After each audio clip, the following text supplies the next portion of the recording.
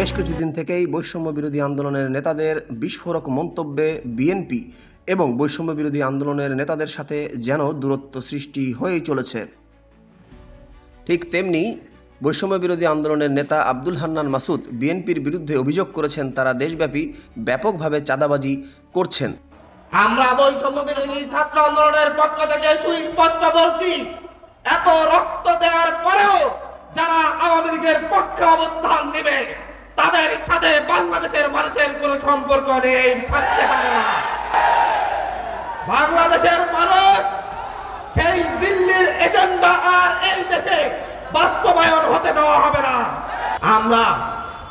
আমরা দেখছি হঠাৎ করে এসে বলা হচ্ছে ডক্টর মোহাম্মদ ইউনূসের সরকারকে তাদের কাছে নিরপেক্ষ সরকার মনে হচ্ছে না।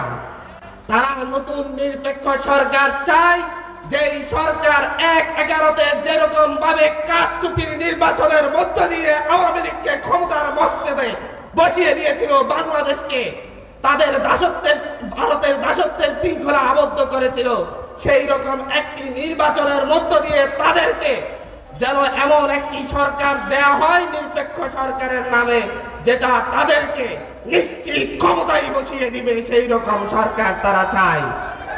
৫ই আগস্টের পরে আপনাদের নেতাকর্মীরা পথে ঘাটে যেই লেভেলের চাঁদাবাজি শুরু করেছে, দখল দায়িত্ব শুরু করেছে।